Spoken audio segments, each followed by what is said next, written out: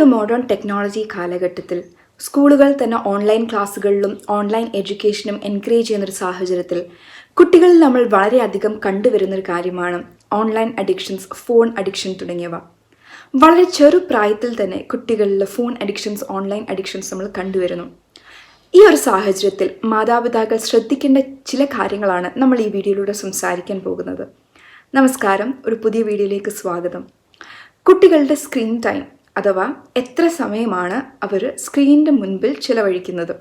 ഫോണുകളാകാം, അല്ലെങ്കിൽ ടാബ്ലറ്റ്സ് ആകാം, പലതരത്തിലുള്ള ഗാഡ്ജറ്റ്സിൻ്റെ മുന്നിൽ എത്ര സമയം അവർ ചിലവഴിക്കുന്നു. നമ്മൾ പലപ്പോഴും ശ്രദ്ധിക്കാത്തൊരു കാര്യമാണ് എത്ര സമയം കുട്ടികൾ ഗാഡ്ജറ്റ്സിൽ ചിലവഴിക്കുന്നു എന്നുള്ളത്. പലപ്പോഴും അവർ ബോറടിക്കുന്നു എന്ന് പറയുന്ന സാഹചര്യത്തിൽ നമ്മൾ ചെയ്യുന്ന ഒരു കാര്യമാണ് അവർക്ക് TV കാണാൻ കൊടുക്കുകയോ അഥവാ ഫോണിൽ കളിക്കാൻ കൊടുക്കുകയോ കാർട്ടൂൺ മറ്റ് കാണാൻ നമ്മൾ കൊടുക്കുന്ന ഒരു സമയം. പക്ഷേ ഇത് എത്ര സമയമാണ് എന്നുള്ളതും ഈ ഒരു സാഹചര്യം കൊണ്ട് അവർക്ക് എന്തെങ്കിലും പ്രശ്നം വരുന്നുണ്ടോ എന്നും നമ്മൾ ശ്രദ്ധിക്കാറില്ല. പലപ്പോഴും ഇങ്ങനെ ഗാഡ്ജറ്റ്സ് ഉപയോഗിക്കുന്നത്, ഈ യൂസ് പലപ്പോഴും അഡിക്ഷൻസിലേക്ക് നയിക്കാറുണ്ട്. എന്താണ് നമ്മൾ അഡിക്ഷൻ എന്നുകൊണ്ട് ഉദ്ദേശിക്കുന്നത്? അഡിക്ഷൻസ്, പല രീതിയിലുള്ള അഡിക്ഷൻസ് നമ്മൾ കുട്ടികളിൽ കാണുന്നുണ്ട്. Internet addiction, gaming addiction, phone addictions, ഇങ്ങനെ പല രീതിയിലുള്ള അഡിക്ഷൻസ് നമ്മൾ കണ്ടുവരുന്നുണ്ട്. അഡിക്ഷൻസ് എന്ന് പറയുന്നത് പല രീതിയിലുള്ള സിംറ്റംസ് കൂട്ടിച്ചേരുമ്പോഴാണ് അതിനെ നമ്മളൊരു അഡിക്ഷനായിട്ട് വിളിക്കുന്നത്. അതിൽ ഒന്നാമത്തെ സിംറ്റമാണ് എക്സസീവ് യൂസ് എന്ന് പറയുന്നത്, അതായത് അധികമായ ഉപയോഗം. അതായത് പലപ്പോഴും കുട്ടികൾ TV കാണുമ്പോഴോ അല്ലെങ്കിൽ ഗെയിംസ് കളിക്കുമ്പോഴോ ഫോണുകൾ ഉപയോഗിക്കുമ്പോഴോ സമയത്തിൻ്റെ ഒരു ബോധം ഇല്ലാതെയാണ് ആ കാര്യങ്ങൾ അവർ ചെയ്യുന്നത്. എത്ര സമയം അവർ മുന്നിലിരുന്നോ എന്നോ അല്ലെങ്കിൽ എത്ര സമയം അവർ ചിലവഴിക്കുന്നു എന്നോ അവർ ശ്രദ്ധിക്കാറില്ല. അതുപോലെ തന്നെ ബേസിക് ആയിട്ടുള്ള ഡ്രൈവുകൾ പോലും അവർ നിഗ്ലക്റ്റ് ചെയ്യുന്നു. ബേസിക് ഡ്രൈവ് എന്ന് ഉദ്ദേശിക്കുന്നത് അവർ വിശക്കുവാണെങ്കിൽ ഭക്ഷണം കഴിക്കാതിരിക്കുക, അല്ലെങ്കിൽ വെള്ളം കുടിക്കാതിരിക്കുക, വാഷ്റൂമിൽ പോകേണ്ട സാഹചര്യം വരുമ്പോഴും പോകാതിരിക്കുക, അങ്ങനത്തെ ബേസിക് ഡ്രൈവുകൾ പോലും അവർ നിഗ്ലക്റ്റ് ചെയ്യുന്നൊരു സാഹചര്യം എക്സസീവ് യൂസിൽ വരുന്നു. അപ്പോൾ ഒന്നാമത്തെ ഒരു സിംറ്റമാണ് അധികമായി, വളരെ അധികമായി ഫോണുകളോ അഥവാ TVയോ മറ്റ് കാര്യങ്ങൾ ഉപയോഗിക്കുന്നത്. രണ്ടാമത്തെ ഒരു സിംറ്റമാണ് വിഡ്രോവൽ എന്നുദ്ദേശിക്കുന്നത്. ഇത് നമ്മൾ കുട്ടികളിൽ പലപ്പോഴും നമ്മൾ കണ്ടുവരുന്നൊരു കാര്യമാണ്. നമ്മൾ അവരുടെ കയ്യിൽ നിന്ന് ഗാഡ്ജറ്റ്സ് മാറ്റുമ്പോഴോ അല്ലെങ്കിൽ TV മതി, നാളത്തേക്ക് ഇനി ബാക്കി കാണാമെന്ന് പറയുമ്പോഴോ പെട്ടെന്ന് കുട്ടികൾ ദേഷ്യപ്പെടുകയും പെട്ടെന്ന് കുട്ടികളിൽ ടെമ്പർ ടാൻട്രംസ് വരുന്നതായി നമ്മൾ കാണുന്നു.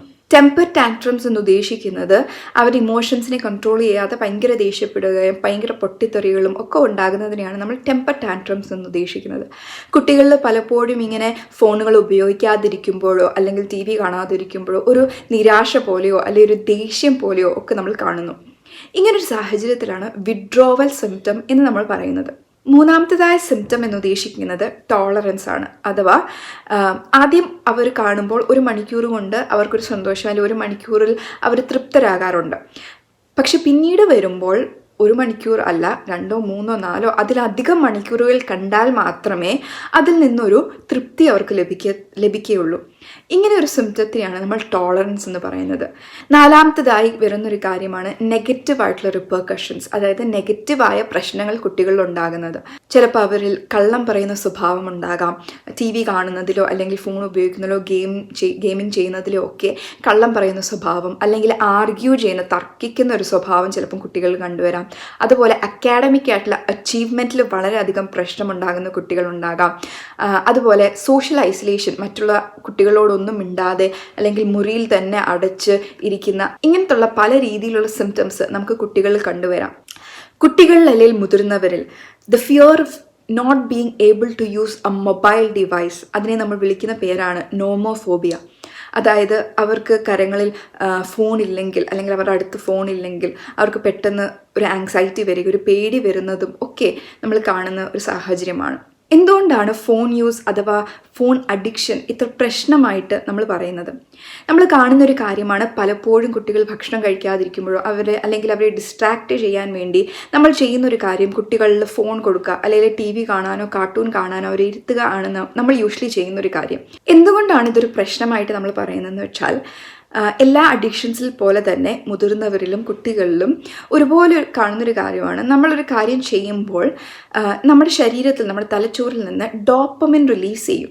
അതായത് ഡോപ്പമിൻ എന്ന് ഉദ്ദേശിക്കുന്നത് നമുക്ക് പ്ലഷർ തരുന്ന, സന്തോഷം തരുന്ന, അല്ലെങ്കിൽ നമുക്ക് റിവാർഡ് സിസ്റ്റം എന്ന് നമ്മൾ പറയുന്നൊരു കാര്യമാണ് ഡോപ്പമിൻ എന്ന് ഉദ്ദേശിക്കുന്നത്. അപ്പോൾ ഡോപ്പമിൻ റിലീസ് ചെയ്യുന്ന സമയത്ത് അത് നമ്മൾക്ക് വളരെ സന്തോഷവും നമുക്ക് വളരെ ഒരു റിവാർഡ് ഫീലിങ്ങും ലഭിക്കും. കുട്ടികളിൽ വളരെ ചെറുപ്പത്തിൽ തന്നെ ഇത് അധികമായി റിലീസ് ചെയ്യപ്പെട്ടാൽ വളരും തോറും അവർക്ക് അതിൻ്റെ അത്രമാത്രം high level of dopamine release ചെയ്താൽ മാത്രമേ ആ ഒരു സന്തോഷവും ആ ഒരു റിവാർഡ് ഫീലിങ്ങും അവർക്ക് ലഭിക്കുന്നതായിട്ട് വരത്തുള്ളൂ. അങ്ങനെ ഒരു സാഹചര്യത്തിൽ കുട്ടികളെ തലച്ചോറിനെ അത് വളരെയധികം ബാധിക്കും. അതുപോലെ തന്നെ കുട്ടികൾ കണ്ടുവരുന്ന ഒരു കാര്യമാണ് under developed pre frontal cortex. അതായത് നമ്മുടെ തലച്ചോറിൽ പല ലോബ്സ് ഉണ്ട്, പല ഭാഗങ്ങളുണ്ട്. അതിൽ പ്രീ ഫ്രോണ്ടൽ കോർട്ടെക്സ് എന്ന് പറയുന്ന ഭാഗമാണ് നമ്മുടെ ഡിസിഷൻ മേക്കിങ്ങിനെ, തീരുമാനങ്ങൾ എടുക്കാനും പ്ലാൻ ചെയ്യാനൊക്കെ വേണ്ടി നമ്മളെ സഹായിക്കുന്ന ഒരു ഭാഗം. കുട്ടികളുടെ തലച്ചോറിൻ്റെ ഡെവലപ്മെൻറ്റിൻ്റെ ഒരു സമയമാണ് ആ ഒരു വളരുന്ന പ്രായം എന്ന് പറയുന്നത്. ഈ ഒരു ഗ്രോത്തിൻ്റെ സമയത്ത് നമ്മൾ അവർക്ക് സ്ക്രീൻ ടൈം കൊടുക്കുമ്പോൾ ഇവരുടെ പ്രീ ഫ്രോണ്ടൽ കോർട്ടെക്സ് നന്നായി വളരത്തില്ല, അത് അണ്ടർ ഡെവലപ്ഡായി പോകും. ഈ ഒരു സാഹചര്യത്തിൽ ഇങ്ങനെ പ്രീ ഫ്രോണ്ടൽ കോർട്ടെക്സ് അണ്ടർ ഡെവലപ്ഡായി പോകുമ്പോൾ, നന്നായി വളരാതെ വരുമ്പോൾ അവരുടെ ഡിസിഷൻ മേക്കിങ്ങിൽ അവർക്കൊരു പ്രശ്നമായി തീരും. പിന്നീട് വളരും തോറും നല്ല ഡിസിഷൻസ് എടുക്കാൻ പറ്റാത്ത രീതിയാകും. അതുപോലെ തന്നെ നല്ല പ്ലാനിങ് ചെയ്യാത്ത ഒരവസ്ഥയിലേക്ക് വരും. അതുപോലെ തന്നെ ഇമ്പൾസിവിറ്റി, അതായത് ഒരു കാര്യം പെട്ടെന്ന് തന്നെ ചെയ്യണം എന്നുള്ളൊരു സ്വഭാവത്തിനെയാണ് നമ്മൾ ഇമ്പൾസിവിറ്റി എന്ന് പറയുന്നത്. ആ ഒരു സ്വഭാവം അവരിൽ കണ്ടുവരും. എൻ്റെ പഠനവുമായി ബന്ധപ്പെട്ട് നടത്തിയൊരു സ്റ്റഡിയാണ് ഓൺലൈൻ ഗെയിമിംഗ്. അഡോളസൻസിൽ ഉണ്ടാകുന്ന ഓൺലൈൻ ഗെയിമിംഗ് ഇമ്പൾസിവിറ്റിയും, അതായത് പെട്ടെന്ന് കാര്യങ്ങൾ അപ്പം തന്നെ ചെയ്യണം എന്നുള്ള ആ ഒരു ബിഹേവിയറും, അതുപോലെ തന്നെ ഇമോഷണൽ റെഗുലേഷൻ എന്ന് ഉദ്ദേശിക്കുന്നത് ഇമോഷൻസിനെ അവർക്ക് കൺട്രോൾ ചെയ്യാൻ പറ്റുന്നുണ്ടോ എന്നുള്ളതും. അതിൽ രണ്ടിലും എന്തെങ്കിലും റിലേഷൻഷിപ്പ് ഉണ്ടോ എന്നുള്ളതാണ് പഠനത്തിൽ നോക്കിയത്. ആ ഒരു പഠനത്തിൽ കണ്ട ഒരു കാര്യമാണ് ഓൺലൈൻ ഗെയിമിംഗ് അല്ലെങ്കിൽ ഓൺലൈൻ അഡിക്ഷൻസ് ഉള്ള കുട്ടികളിൽ ഇമ്പൾസിവിറ്റി വളരെയധികം കൂടുതലായിരിക്കും. അതായത് അവർക്കൊരു കാര്യത്തിൽ വെയിറ്റ് ചെയ്യാൻ കഴിയത്തില്ല, പെട്ടെന്ന് തന്നെ അവർക്ക് ആ കാര്യം ചെയ്തു തീർക്കണം എന്നുള്ളൊരു ബിഹേവിയർ അവരിലുണ്ടാകുകയും അതുപോലെ തന്നെ ഇമോഷണൽ റെഗുലേഷൻ അവർക്ക് കുറവായിരിക്കും. അവർ ഇമോഷൻസിനെ സ്വന്തമായി കൺട്രോൾ ചെയ്യാൻ പറ്റാത്തൊരു സാഹചര്യം ഇങ്ങനെയുള്ള കുട്ടികളിൽ ഉണ്ടാകും.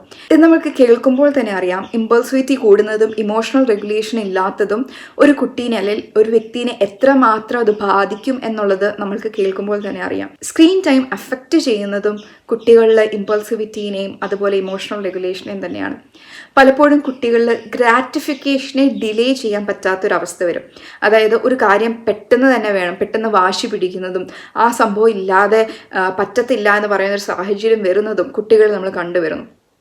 ഇങ്ങനൊരു സാഹചര്യം വരുമ്പോൾ വളരെയധികം കുട്ടികളുടെ ഇമോഷൻസിനെ കൺട്രോൾ ചെയ്യാൻ അവർക്ക് സാധിക്കാത്തൊരവസ്ഥ വരുന്നുണ്ട്. നമ്മൾ പലപ്പോഴും കുട്ടികളിൽ ചെയ്യുന്നൊരു കാര്യമാണ്, അവർക്ക് ബോറടിക്കുമ്പോൾ അല്ലെങ്കിൽ അവർക്ക് വേറൊന്നും ചെയ്യാനില്ല എന്ന് തോന്നുമ്പോൾ നമ്മൾ പലപ്പോഴും എന്നാൽ ടി വി കണ്ടോളൂ, അല്ലെങ്കിൽ കാർട്ടൂൺ കണ്ടോളൂ, അല്ലെങ്കിൽ ഗെയിം കളിച്ചോളൂ എന്ന് നമ്മൾ പറഞ്ഞ് അവരെ റീഡയറക്റ്റ് ചെയ്ത് വിടുന്നത്. പക്ഷെ ഇങ്ങനെ ചെയ്യുന്നതിൽ കൂടെ നമ്മൾ ചെയ്യുന്നൊരു കാര്യം എന്ന് വെച്ചാൽ അവർക്ക് ബോറടിക്കുമ്പോൾ അല്ലെങ്കിൽ ബോർഡം വരുമ്പോൾ അതിനെ എങ്ങനെ മറ്റൊരു സേഫായിട്ട് അതിനെ റീഡയറക്റ്റ് ചെയ്യണമെന്ന് അവർക്കറിയാത്തൊരവസ്ഥ വരും.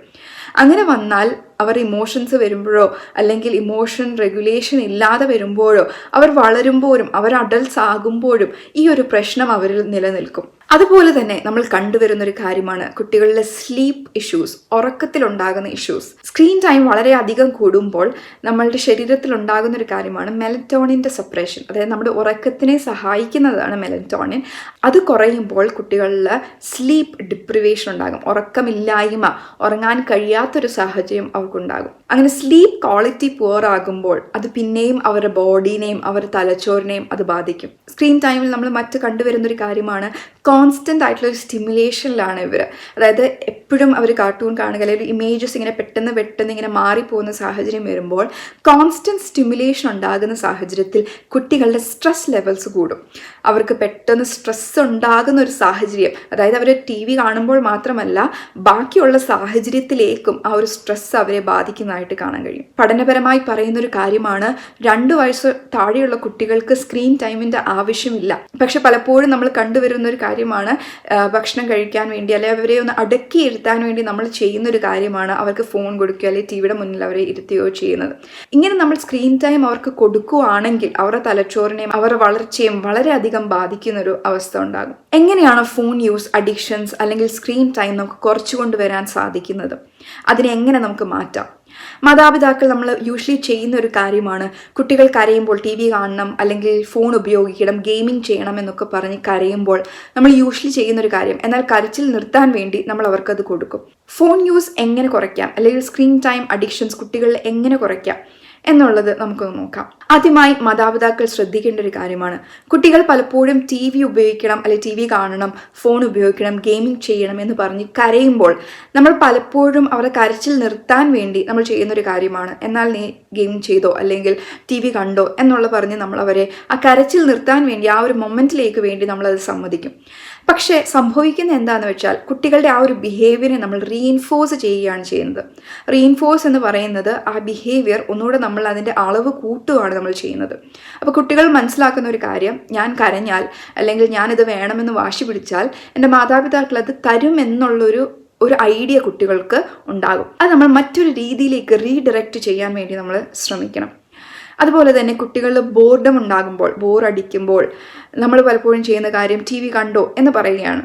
പക്ഷേ വേറെ എന്തൊക്കെ ആക്ടിവിറ്റീസ് അവർക്ക് ചെയ്യാമെന്നുള്ളത് നമ്മൾ കുട്ടികളെ കൊണ്ട് തന്നെ ചിന്തിപ്പിക്കണം.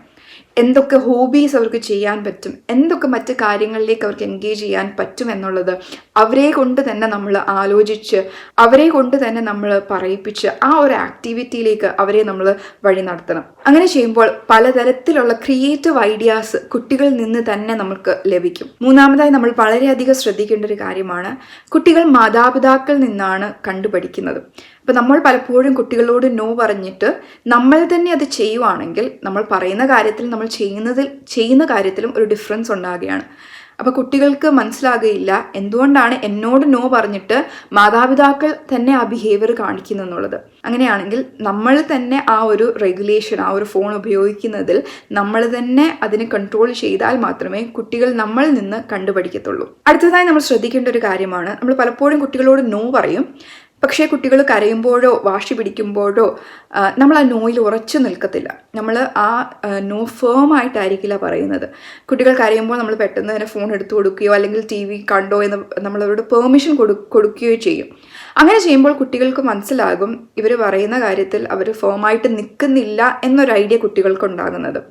അതുപോലെ നമ്മൾ ചെയ്യുന്നൊരു കാര്യമാണ്, അവരോടൊരു കാര്യം ചെയ്യരുത് എന്ന് പറയും, പക്ഷെ അതിന് പകരം എന്തൊക്കെ ചെയ്യാം എന്നുള്ളത് നമ്മൾ അവർക്ക് കാണിച്ചു കൊടുക്കില്ല. അതായത് നമ്മൾ കുട്ടികളോട് ഫോൺ ഉപയോഗിക്കരുത് എന്ന് പറയും. ഫോൺ ഉപയോഗിക്കാത്തൊരു സാഹചര്യത്തിൽ ആ ഒരു ടൈമിനെ എങ്ങനെ പ്രൊഡക്റ്റീവായിട്ട് ഉപയോഗിക്കാം എന്നുള്ളത് നമ്മൾ പലപ്പോഴും പറഞ്ഞു കൊടുക്കാറില്ല. ചിലപ്പോൾ വരയ്ക്കാനോ അല്ലെങ്കിൽ സൈക്കിൾ ചവിട്ടാനോ അല്ലെങ്കിൽ എന്താണോ വേറൊരു ആക്ടിവിറ്റി അവർക്ക് ചെയ്യാൻ പറ്റുന്നത് അതുകൂടെ നമ്മൾ അവർക്ക് പറഞ്ഞു കൊടുക്കണം. അതുപോലെ ശ്രദ്ധിക്കേണ്ട ഒരു കാര്യമാണ്, സ്ലീപ്പ് ടൈമിന് മുന്നേ ഒരിക്കലും അവർക്ക് സ്ക്രീൻ ടൈം കൊടുക്കാതിരിക്കുക. സ്ലീപ്പിനെ വളരെയധികം എഫക്റ്റ് ചെയ്യുന്ന ഒരു കാര്യമാണെന്ന് നമ്മൾ ഓൾറെഡി കണ്ടു സ്ക്രീൻ ടൈം എന്ന് പറയുന്നത്. അതുകൊണ്ട് തന്നെ സ്ലീപ്പ് ടൈമിന് മുന്നേ ആയിട്ട് ഒരിക്കലും അവർക്ക് ഫോൺ കണ്ടുകൊണ്ട് ഉറങ്ങിക്കോട്ടെ അല്ലെങ്കിൽ ഫോൺ ടി വി കണ്ടോട്ട് ഉറങ്ങിക്കോട്ടെ എന്നുള്ളൊരു സാഹചര്യം കുട്ടികൾക്ക് ഉണ്ടാക്കി കൊടുക്കാതിരിക്കുക. അവരുടെ റൂമുകളിൽ ആ ഒരു സാഹചര്യം ടി വിയോ മറ്റ് ഫോണോ ഒന്നും ഉപയോഗിക്കാത്തൊരു സാഹചര്യത്തിലേക്ക് അവരെ കൊണ്ടുവരിക. അതുപോലെ തന്നെ സെറ്റ് ആയിട്ടൊരു ടൈം ലിമിറ്റ് അവർക്ക് കൊടുക്കുക. അതായത് പ്രായത്തിനനുസരിച്ചിട്ടുള്ള ഒരു ടൈം അവർക്ക് വെക്കുക. 2 വയസ്സിന് താഴെയുള്ള കുട്ടികൾക്ക് സ്ക്രീൻ ടൈമിൻ്റെ ആവശ്യമില്ല. അതിന് ശേഷമുള്ള കുട്ടികൾ വളരെ ലിമിറ്റഡ് ആയിട്ടുള്ള ടൈം മാത്രം അവർക്ക് കൊടുക്കുക. 15 മിനിറ്റ്സ് അല്ലെങ്കിൽ 30 മിനിറ്റ്സ് എന്ന് മാത്രം ടൈം സെറ്റ് ചെയ്ത് അത്രയും സമയം മാത്രം അവർക്ക് കൊടുക്കാൻ ശ്രമിക്കുക. അതുപോലെ തന്നെ കുറച്ചുകൂടെ വലുതായ കുട്ടികളിൽ അവർക്ക് ഓൺലൈൻ ക്ലാസ്സുകൾ ഉണ്ടെങ്കിൽ അല്ലെങ്കിൽ ഓൺലൈനായി പഠിക്കണം എന്നുള്ള സാഹചര്യം വരുമ്പോൾ അത് വളരെയധികം മോണിറ്റർ ചെയ്യാൻ ശ്രമിക്കുക. പേരൻ്റൽ സൂപ്പർവിഷനോട് മാത്രം തന്നെ കുട്ടികൾ ഫോൺ ഉപയോഗിക്കുന്നു അല്ലെങ്കിൽ ഓൺലൈൻ ക്ലാസ്സുകളിൽ അറ്റൻഡ് ചെയ്യുന്നു എന്നുള്ളത് ഉറപ്പുവരുത്തുക.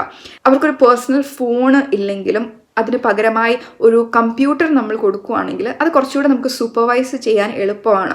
അതുപോലെ റൂമുകളിൽ വെക്കാതെ ഒരു കോമൺ സ്പേസിൽ നമ്മളൊരു കമ്പ്യൂട്ടർ സെറ്റ് ചെയ്യുവാണെങ്കിൽ, അല്ലെങ്കിൽ ഇപ്പോൾ ഫോൺ ഉപയോഗിക്കുമ്പോൾ തന്നെ ഓൺലൈൻ ക്ലാസ്സുകൾ മറ്റ് അറ്റൻഡ് ചെയ്യുമ്പോൾ തന്നെ ഒരു കോമൺ സ്പേസിലാണ് അവരത് ചെയ്യുന്നതെങ്കിൽ കുറച്ചുകൂടെ നമുക്ക് മോണിറ്റർ ചെയ്യാൻ എളുപ്പമായിട്ട് വരും. അതുകൊണ്ട് തന്നെ ഒരു ഫേം ടൈം ലിമിറ്റിൽ മാത്രം അവർക്ക് ആ ഗാഡ്ജറ്റ് ഉപയോഗിക്കാൻ ടൈം കൊടുക്കുകയും അതിനുശേഷം അവരുടെ കയ്യിൽ നിന്ന് ആ ഗാഡ്ജറ്റ്സ് മാറ്റുകയും ചെയ്താൽ നമുക്ക് കുറച്ചുകൂടെ കുട്ടികളെ മോണിറ്റർ ചെയ്യാൻ സാധിക്കും. അതുപോലെ തന്നെ കുട്ടികളിൽ ഇപ്പോൾ അവർ ഫോൺ ഉപയോഗിക്കുകയും ആ സ്ക്രീൻ ടൈം കൊണ്ട് അവർക്ക് പ്രശ്നമുണ്ട് എന്ന് നിങ്ങൾ കണ്ടെത്തുകയും ചെയ്യുകയാണെങ്കിൽ അതിനുള്ള റെഗുലേഷൻ സ്ട്രാറ്റജീസ് നമ്മൾ ഓരോരുത്തരും പറഞ്ഞു കൊടുക്കുക. ആ കുട്ടികളോട് എങ്ങനെയാണ് അവർ ഇമോഷൻസ് റെഗുലേറ്റ് ചെയ്യേണ്ടത് എന്നുള്ളത് അവർക്ക് നമ്മൾ ക്ലിയർ ആയിട്ട് പറഞ്ഞു കൊടുക്കാം.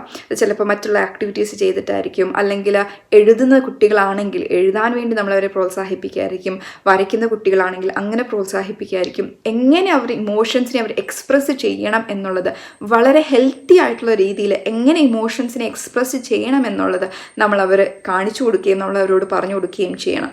കുട്ടികൾ ദേഷ്യപ്പെടുകയോ വളരെയധികം ടെമ്പർ ടാൻട്രംസ് ഒക്കെ കൊടുത്ത് ആ ബിഹേവിയേഴ്സിനെ നമ്മൾ റീഇൻഫോഴ്സ് ചെയ്യാതെ കുട്ടികളിൽ വളരെ ഹെൽത്തി ആയിട്ട് എങ്ങനെ റെഗുലേറ്റ് ചെയ്യാം എന്നുള്ളത് നമ്മൾ അവർക്ക് കാണിച്ചു കൊടുക്കാം. സ്ക്രീൻ ടൈം കൊണ്ടുണ്ടാകുന്ന പ്രശ്നങ്ങൾ അല്ലെങ്കിൽ ആ ഇഷ്യൂസിനെ നമുക്ക് എങ്ങനെ ഹാൻഡിൽ ചെയ്യാം, അങ്ങനെ ഇഷ്യൂസ് ഉണ്ടെങ്കിൽ അല്ലെങ്കിൽ സ്ക്രീൻ ടൈം ടെമ്പർ ടാൻട്രംസ് ഒക്കെ നമ്മൾ കുട്ടികളിലുണ്ടെങ്കിൽ എങ്ങനെ നമുക്കതിനെ ഹാൻഡിൽ ചെയ്യാം എന്നുള്ളതാണ് നമ്മൾ നോക്കുന്നത്. അതിന് ചെയ്യാൻ പറ്റുന്നൊരു മെത്തേഡാണ് ACT മെത്തേഡ് എന്ന് ഉദ്ദേശിക്കുന്നത്. ACT മെത്തേഡ് എന്ന് പറയുന്നത് A stands for acknowledge the feelings. അതായത് കുട്ടികൾ ഉണ്ടാകുന്ന ഫ്രസ്ട്രേഷൻസ് അല്ലെങ്കിൽ സ്ക്രീൻ ടൈം ഇല്ലാത്തത് കൊണ്ട് അല്ലെങ്കിൽ സ്ക്രീൻ ടൈം നിർത്തണം എന്ന് പറയുന്നത് കൊണ്ടുണ്ടാകുന്ന ഫ്രസ്ട്രേഷനെ അല്ലെങ്കിൽ അവരുടെ ആ ഇമോഷൻസിനെ നമ്മൾ ആദ്യം അക്നോളജ് ചെയ്യുക. നമ്മൾ അവരോട് പറയുക, നിനക്ക് സ്ക്രീൻ ടൈം കാണാൻ കഴിയാത്തതുകൊണ്ട് ഫ്രസ്ട്രേറ്റഡ് ആണെന്ന് ഞാൻ മനസ്സിലാക്കുന്നു, അല്ലെങ്കിൽ ദേഷ്യമുണ്ട് അല്ലെങ്കിൽ സങ്കടമുണ്ടെന്ന് ഞാൻ മനസ്സിലാക്കുന്നു. ആ ഫീലിങ്ങിനെ നമ്മൾ ആദ്യം അക്നോളജ് ചെയ്യുക. C stands for communicate the limit. അതായത് ആദ്യം അവർ സ്ക്രീൻ ടൈം ഉപയോഗിക്കുന്നതിന് മുന്നേ തന്നെ നമ്മൾ അവരോട് ആ ടൈം ലിമിറ്റിനെ പറ്റി കമ്മ്യൂണിക്കേറ്റ് ചെയ്യാം. 30 മിനിറ്റ്സ് ആണ് നമ്മൾ ഉപയോഗിക്കുന്നത്, അല്ലെങ്കിൽ 30 മിനിറ്റ്സ് മാത്രമേ നമുക്ക് TV കാണാനുള്ള സമയമുള്ളൂ എന്നുള്ളത് ആദ്യം കമ്മ്യൂണിക്കേറ്റ് ചെയ്യുകയും ആ സ്ക്രീൻ ടൈം കഴിഞ്ഞതിന് ശേഷം 30 മിനിറ്റ്സ് കഴിയുമ്പോൾ തന്നെ നമ്മൾ ആ ഗാഡ്ജറ്റ് അവരിൽ നിന്ന് മാറ്റുകയും അല്ലെങ്കിൽ TV ഓഫ് ചെയ്യുകയോ അങ്ങനത്തെ കാര്യങ്ങൾ നമ്മൾ ഫേമായിട്ട് ചെയ്യുകയോ ചെയ്യണം. ആ ലിമിറ്റ് നമ്മൾ കുട്ടികളോട് കമ്മ്യൂണിക്കേറ്റ് ചെയ്യുകയും ചെയ്യണം. 30 മിനിറ്റ്സ് കഴിഞ്ഞിരിക്കുന്നു, അല്ലെങ്കിൽ ഇനിയും എക്സ്ട്രാ 5 മിനിറ്റ്സ് അല്ലെങ്കിൽ 10 മിനിറ്റ്സ് ഒന്നും നമ്മൾ തരികയില്ല എന്നുള്ളത് നമ്മൾ ഫേമായിട്ട് അവരോട് കമ്മ്യൂണിക്കേറ്റ് ചെയ്യാം. T എന്ന് ഉദ്ദേശിക്കുന്നത് ടാർഗറ്റ് ഓൾട്ടർനേറ്റീവ്സ്. അതായത് നമ്മൾ സ്ക്രീൻ ടൈം വേണ്ട എന്ന് പറഞ്ഞു, പക്ഷെ അതിന് പകരം നമ്മൾ എന്ത് ഓൾട്ടർനേറ്റീവാണ് കുട്ടികൾക്ക് കൊടുക്കുന്നത്, വേറെ എന്തൊക്കെ ചെയ്യാനാണ് നമ്മൾ കുട്ടികളെ എൻകറേജ് ചെയ്യിപ്പിക്കുന്നത്, അതിനെയാണ് ടാർഗറ്റ് ഓൾട്ടർനേറ്റീവ് എന്ന് പറയുന്നത്. ACT മെത്തേഡിൽ ഫോർ എക്സാമ്പിൾ അപ്പോൾ നമ്മൾ കുട്ടികളോട് ചിലപ്പോൾ കമ്മ്യൂണിക്കേറ്റ് ചെയ്യേണ്ടി വരും. ഞാൻ മനസ്സിലാക്കുന്നു നീ ഫ്രസ്ട്രേറ്റഡ് ആണ്, അല്ലെങ്കിൽ നിനക്ക് ഇതിൽ കൊണ്ട് സങ്കടമുണ്ടെന്ന് ഞാൻ മനസ്സിലാക്കുന്നു, പക്ഷെ നമ്മൾക്ക് ഒരു ദിവസം മുഴുവൻ അല്ലെങ്കിൽ 3-4 മണിക്കൂർ ഒരുമിച്ച് നമ്മൾക്കൊരു TVയോ അല്ലെങ്കിൽ ഗാഡ്ജറ്റോ ഉപയോഗിക്കാൻ നമുക്ക് സാധ്യമല്ല. അതുകൊണ്ട് നമ്മൾക്ക് മറ്റൊരു ആക്ടിവിറ്റിയിലേക്ക് നമുക്ക് ചെയ്യാമെന്നുള്ളത് അവരോട് കമ്മ്യൂണിക്കേറ്റ് ചെയ്യുക. അപ്പോൾ ഈ ACT മെത്തേഡ് നമ്മൾ ഫേമായിട്ട് ഫോളോ ചെയ്യുന്നുണ്ട് എന്നുള്ളതൂടെ നമ്മൾ ഉറപ്പുവരുത്തണം. അങ്ങനെ ചെയ്യുവാണെങ്കിൽ കുട്ടികളുടെ ടെമ്പർ ടാൻട്രംസിനെ നമുക്ക് വളരെയധികം കുറച്ചുകൊണ്ട് വരാൻ സാധിക്കും. സ്ക്രീൻ ടൈം കൊണ്ട് പ്രശ്നമുണ്ടായിട്ടുണ്ട് അല്ലെങ്കിൽ ഇഷ്യൂസ് ഉണ്ടായിട്ടുണ്ട്, അതുകൊണ്ട് അഡിക്ഷൻസ് ഉണ്ടായിട്ടുണ്ട് എന്നുള്ള കുട്ടികൾ അങ്ങനെ തോന്നുവാണെങ്കിൽ അവർക്ക് ആ അൺലേണിംഗ് പ്രോസസ്സ് കുറച്ച് സമയം എന്താണെങ്കിലും എടുക്കും. അത് തിരിച്ച് ആ ഒരു പഴയ പോലെ എത്താൻ വേണ്ടി ആ ഒരു പ്രോസസ്സ് കുറച്ച് ടൈം എടുക്കും. പക്ഷെ ആ പ്രോസസ്സിൽ മാതാപിതാക്കൾ വളരെയധികം പേഷ്യൻസോടെ അത് ചെയ്യുവാൻ ശ്രമിച്ചാൽ തിരിച്ച് അത് അൺലേൺ ചെയ്യുവാനും പല രീതിയിലുള്ള കാര്യത്തിലേക്ക് നമുക്ക് അവരെ റൈറ്റായിട്ട് ഡയറക്റ്റ് ചെയ്യുവാനും നമുക്ക് സാധിക്കും. പല ഹോബീസിലേക്ക് നമുക്ക് അവർ ഡയറക്റ്റ് ചെയ്യുവാനും സാധിക്കും. ന്യൂ ഹോബീസ് അല്ലെങ്കിൽ ന്യൂ ആക്ടിവിറ്റീസ് അവർ തന്നെ കണ്ടുപിടിക്കുന്ന ഒരു സാഹചര്യം, ക്രിയേറ്റിവിറ്റി വളർത്തുന്ന ഒരു സാഹചര്യം നമുക്ക് കാണാൻ കഴിയും. ഈ വീഡിയോയിൽ നമ്മൾ സംസാരിച്ചത് കുട്ടികളുടെ സ്ക്രീൻ ടൈമിനെ പറ്റിയാണ്. കുട്ടികളിൽ എങ്ങനെയൊക്കെയാണ് സ്ക്രീൻ ടൈം അഡിക്ഷൻസ്, എന്തൊക്കെ ഇഷ്യൂസാണ് കുട്ടികൾ ഉണ്ടാകുന്നത്, അഡിക്ഷൻ കാരണം അല്ലെങ്കിൽ സ്ക്രീൻ ടൈം കാരണം ശാരീരികമായി ബ്രെയിനിൽ എന്തൊക്കെ ചേഞ്ചസ് ഉണ്ടാകുന്നു, ഇമോഷണൽ ആയിട്ട് എന്തൊക്കെ ഇഷ്യൂസ് അവരിലുണ്ടാകുന്നു, ഈ വരുന്ന ഇഷ്യൂസിനെ എങ്ങനെ നമുക്ക് മോണിറ്റർ ചെയ്യാനും എങ്ങനെയാണ് നല്ല രീതിയിലൊരു ഹെൽത്തി ഡെവലപ്മെൻറ്റിൽ കുട്ടികളിലെ സ്ക്രീൻ ടൈം നമുക്ക് ലിമിറ്റ് ചെയ്യാൻ കഴിയുന്നതും നമ്മൾ ഈ വീഡിയോയിലൂടെ സംസാരിച്ചു. ഈ വീഡിയോ നിങ്ങൾക്ക് യൂസ്ഫുൾ ആയാൽ ലൈക്ക് ചെയ്യുക, കമൻറ്റ് ചെയ്യുക, സബ്സ്ക്രൈബ് ചെയ്യുക. അടുത്തൊരു വീഡിയോ ആയിട്ട് നമ്മൾക്ക് ഇനിയും കാണാം. Thank you all.